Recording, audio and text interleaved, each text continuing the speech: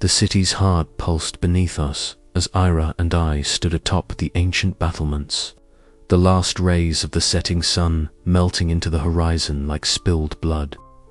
Below, lanterns bloomed like fireflies caught in a jar, flickering against the encroaching night and the murmurs of the fate market's restless tide.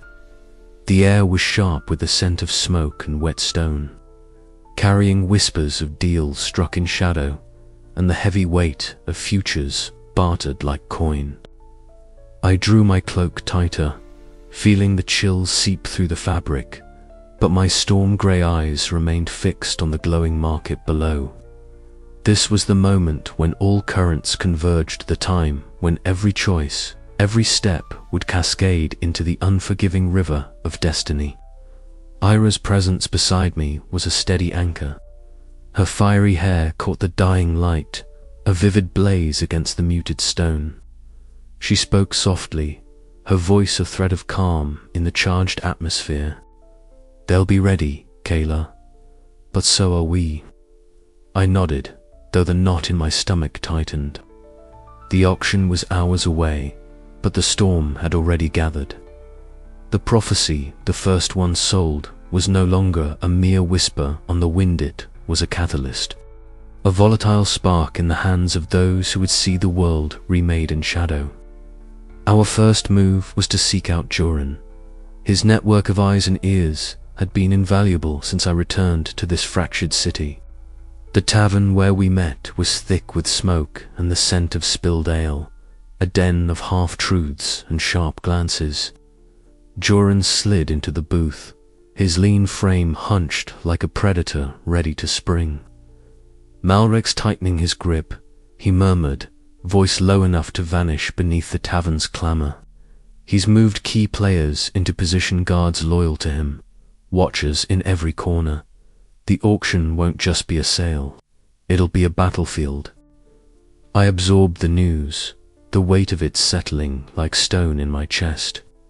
Malrek Daventoul, cold, his scar, a jagged line of past violence, loomed over the fate market like a spectre. His ruthless ambition was no secret.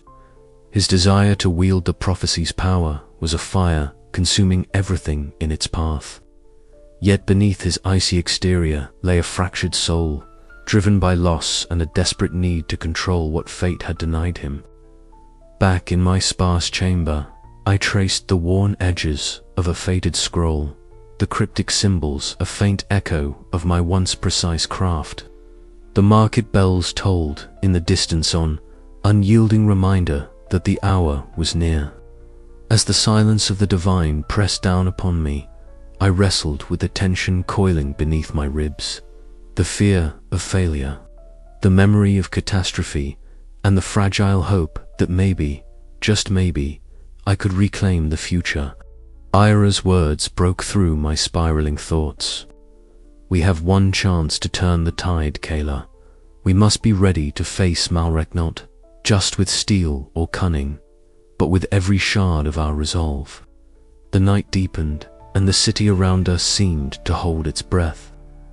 As I prepared for battle, not just against Malrek, but against the weight of lost destinies, understood that this gathering storm was more than an impending clash. It was the crucible where fate would be forged anew, and I, Kayla Varys, would stand at its center. No longer a broken oracle, but the hope that flickered stubbornly in the gathering dark. The chamber was cloaked in shadow, the faint glow of a single candle casting dancing shapes over the walls lined with ancient texts and peeling frescoes. Kayla Varys sat hunched over a worn wooden table, fingers tracing the curling edges of a parchment inscribed with symbols only she fully understood. Outside, the distant cacophony of the fate market voices shouting, coins clinking, whispers darting like startled birds drifted faintly through the cracked window. But within these stone walls, an oppressive silence settled, heavier than any she had known. She breathed in slowly, her storm-grey eyes reflecting the flickering flame as she wrestled with the weight of the choices before her. The prophecy, the one she had sold, the one that had unleashed chaos, loomed like a spectre. Its threads tangled with the fate of the kingdom and her own shattered soul. To intervene was perilous. To abstain might mean the unraveling of all she had sworn to protect. Her thoughts were a tempest, memories of past failures crashing against the fragile hope that still flickered within her. The faces of those lost in the war, triggered by that prophecy, haunted her nights, and the silence of the divine mocked her prayers. Was fate a chain binding her to ruin, or a key that she could wield to forge a new path? A sudden, sharp knock tore through her reverie.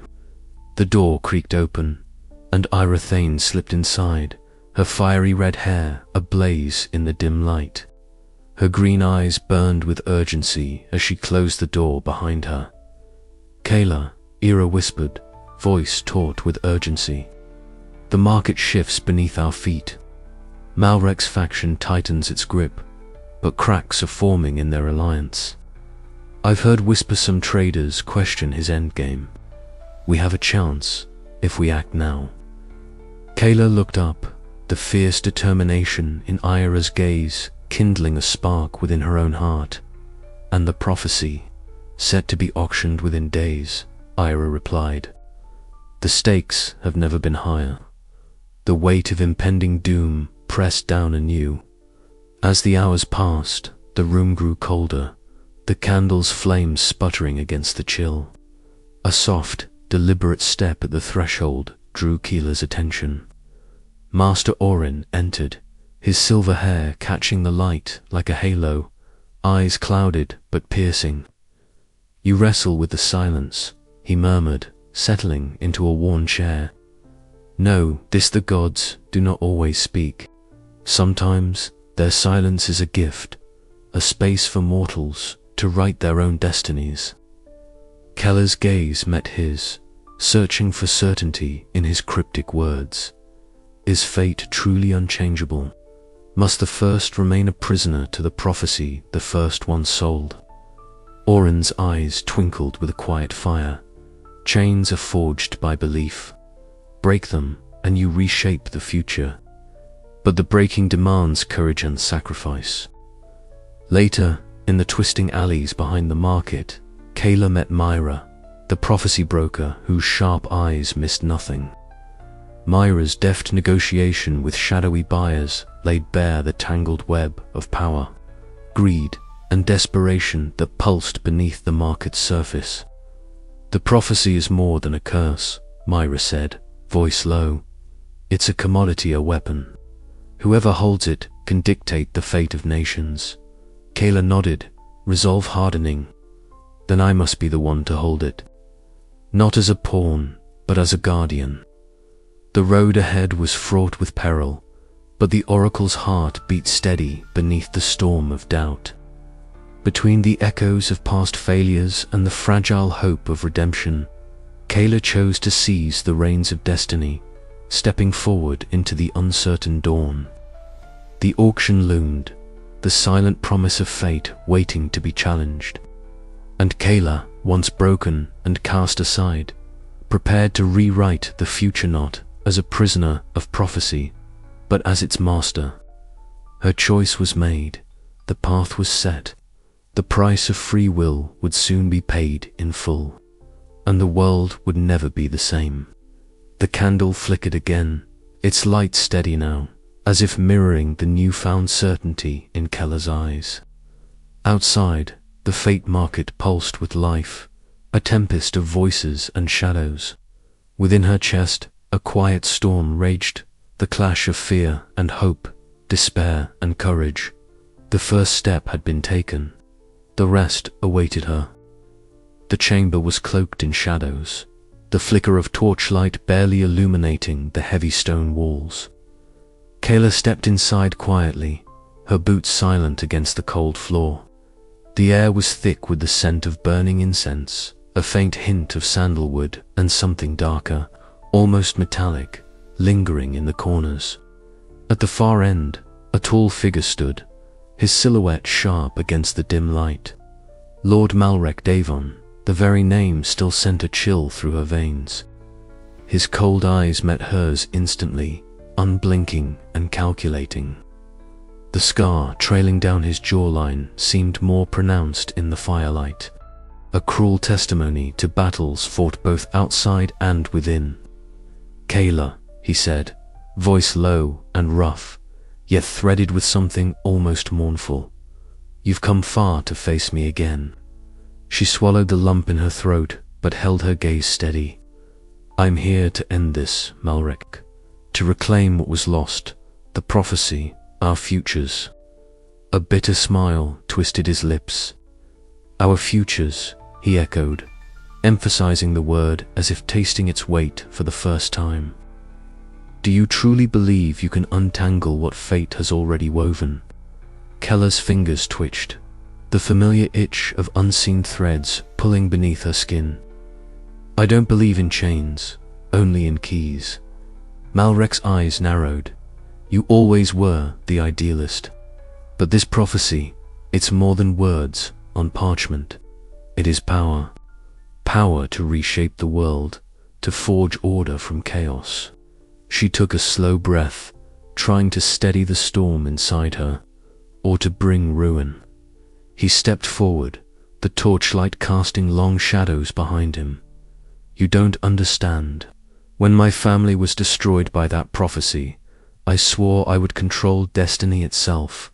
No more blind obedience to fate. No more silence from the divine." Kayla felt a pang of sympathy, bitter and raw. "And yet, in your quest to control it, you've become what you hate most, a slave to ambition." A harsh laugh escaped him, perhaps, but someone must bear the burden. Someone must wield the sword.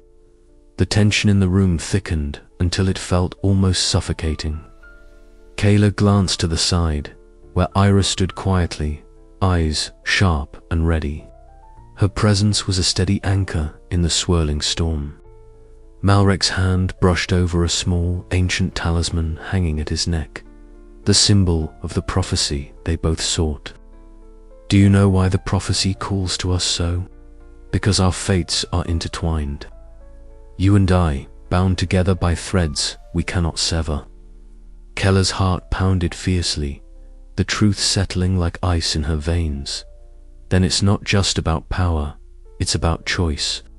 He met her gaze, a flicker of something almost human breaking through the mask of ambition. "Choice," he whispered, "or sacrifice." The room seemed to pulse with energy as the prophecy's power stirred between them, invisible yet undeniable.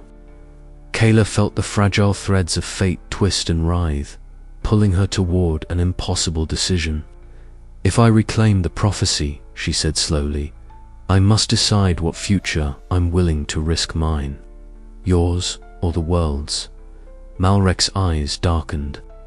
"Then choose wisely," Kayla varies. "For the price of destiny is steep, and the consequences eternal." A sudden crack echoed through the chamber as the air shimmered, the unseen forces around them reacting to the weight of their confrontation. Keller's resolve hardened. This was no longer a battle of power, but a reckoning of intertwined fates and fractured souls. "I will rewrite the future," she declared, voice steady despite the storm raging inside. "Not because I'm unafraid, but because I refuse to be defined by the past." Malrek's expression faltered for a fleeting moment, before steel returned to his gaze. "Then, let this be our final act," the prophecy's true purpose revealed. As the chamber filled with a blinding light, Kayla braced herself. The moment of truth had come. The fragile balance of their destinies, and the world hung perilously in the balance. And in that searing instant, nothing would ever be the same again. The confrontation between Kayla and Malrek was a crucible of emotions and revelations. Every word spoken peeled back layers of their shared past, exposing wounds both old and fresh. The prophecy, once a simple contract sold in greed, had become a living entity, a force that bound them together in ways neither fully understood. As the tension ebbed and flowed like a storm-tossed sea, Kayla found herself wrestling not only with Malrek's ambition, but with her own fears.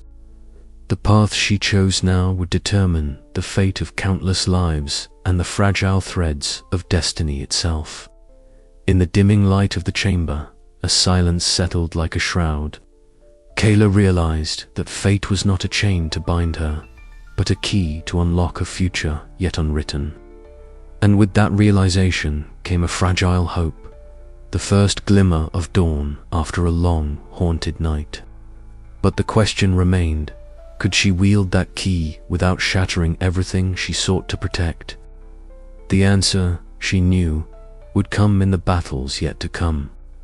The chamber was suffused with a dim, flickering glow cast from a single candle, its flame trembling as if mirroring the turmoil within Kayla's heart.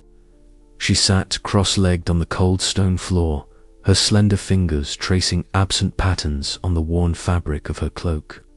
Storm-grey eyes, once so certain and bright, now flickered with shadows of doubt and desperation. The silence was almost suffocating. The only sounds were the faint crackle of the candle and the distant, muffled hum of the fate market beyond these walls. Here, in the solitude forced upon her by exile, Kayla wrestled with the impossible choice laid bare before her. The prophecy she had sold, the very same that had shattered her world and fractured the kingdom, was poised to ignite a cataclysm, and she alone held the key to halting its terrible unfolding. Yet the price was unimaginably steep.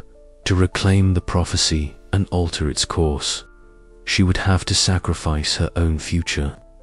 The very essence of her being, the threads of destiny that wove her identity, might unravel in the process. Her thoughts spiraled back to the moment she first glimpsed this grim truth. The realization had struck like a blade, cold and unyielding. She recalled the cryptic counsel of Master Orin, his silver hair a halo in the dim light, his aged eyes clouded but piercing as he spoke of fate's fragile balance and the silence from the divine. Sometimes, he had said, the price of salvation is the surrender of what we hold most dear. Kayla's breath hitched in the still air. That surrender felt like the death of her soul. A sudden knock shattered the quiet. The door creaked open, and Ira stepped inside, her fiery hair a vivid flame against the gloom. Her piercing green eyes searched Keller's face with unwavering loyalty and fierce determination. "You can't carry this alone," Ira said softly, closing the distance between them and resting a steady hand on Keller's shoulder. "We'll face it together." Kayla looked up, meeting her companion's gaze. In that moment, the weight of despair wavered, replaced by a fragile thread of hope. Ira's presence was a reminder that even in this darkness, she was not alone. Later, the confrontation came swiftly. In the shadowed depths of an abandoned courtyard, Kayla faced Lord Malrek Davon. The tall noble's cold, calculating eyes gleamed with ruthless ambition, the scar tracing his jaw a stark contrast to his polished, dark attire. His voice was low, laced with menace and conviction. "You still cling to hope, Kayla," he sneered. "But fate is not kind to those who resist its course. The prophecy will reshape the world under my rule. You cannot stop what is destined." Keller's jaw clenched. "Fate is a chain you choose to wear, Malrek, or a key you dare to turn." Words hung heavy between them, charged with the collision of ideals and shattered dreams. The stakes could not be clearer.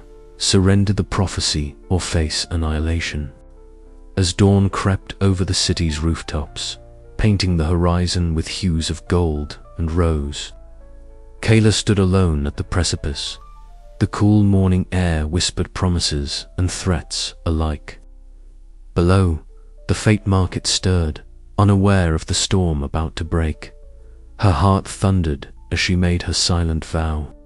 To save the world, she would embrace sacrifice, not as defeat, but as the courage to rewrite destiny. Though shadows clung to her, the fragile light of hope glimmered brighter than ever. This was her burden, her choice, her redemption, and the future was hers to claim. The chamber was cloaked in shadows, torchlight flickering against stone walls that had witnessed countless secret dealings and whispered betrayals. Kayla Varys stepped forward, her breath steady despite the storm of emotions swirling within. Across from her stood Lord Malrek Davon, tall and imposing, his cold eyes narrowing as they fixed on her with a mixture of disdain and grudging respect. Between them lay the ancient scroll, the prophecy she had once sold and lost, now folded into Malrek's grasp like a prize he was loath to relinquish. "You come here seeking what you lost." Malrek's voice was low, laced with accusation and challenge. "But the prophecy is mine now. It is the key to the future. I will forge a future where chaos is ended, and I reign supreme. What makes you think you can take it back?" Keller's storm-grey eyes met his, calm but burning with a fierce determination. "Because the future is not yours to command," she said quietly. "Prophecy is not a weapon for ambition, but a thread connecting us all. And I am still its keeper, no matter what you believe." The tension between them was palpable. The air seemed to pulse with the weight of unspoken truths and the heavy burden of fate itself. Keller's fingers brushed nervously against the edge of the scroll. Memories of her fall from grace flickered through her mind. The war sparked by that prophecy, the shattered kingdom, the faces of those lost. For a moment, doubt threatened to overwhelm her, but she pushed it aside like a shadow at dawn. Behind her, she heard the quiet presence of Ira and Jorin, their silent support a bomb against the cold isolation of this confrontation.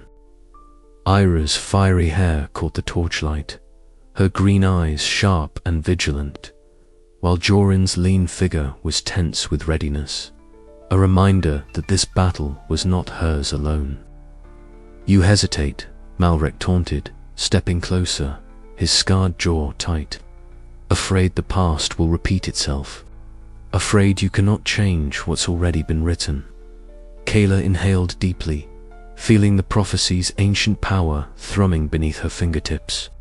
"Fate is not a chain," she said, voice steady now, but a key. "And I hold it still." With a swift motion, she grasped the scroll, feeling the brittle parchment warm in her hands. The room seemed to shift, the silence stretching like a taut wire before snapping. Malrek's eyes flashed with rage and desperation as he lunged, but Kayla was already moving, her intuition sharp, her resolve unbreakable.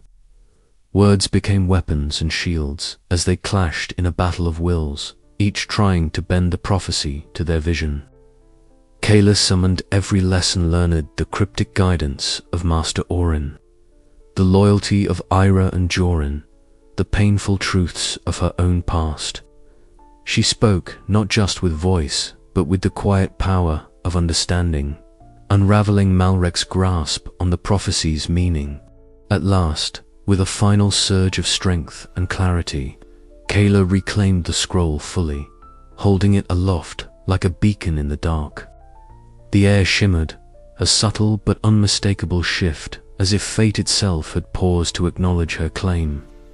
Malrek recoiled, defeated but not broken, his eyes dark with the promise of future conflict. Kayla did not gloat. Instead, she folded the prophecy carefully, a fragile hope blooming within her chest. This was more than a victory, it was a rebirth. "The future is not set," she whispered, more to herself than to anyone else. "It is ours to write." As she turned away from the chamber, the weight of the past began to lift, replaced by the tentative promise of renewal. Her voice, once silenced by failure, now rang clear and strong. The path ahead was uncertain, fraught with dangers and shadows. But Calaveras was no longer a prisoner of destiny, she was its author. Outside, Ira and Joran greeted her with nods of respect and relief. Together, they stepped back into the swirling currents of the fate market, ready to face whatever came next.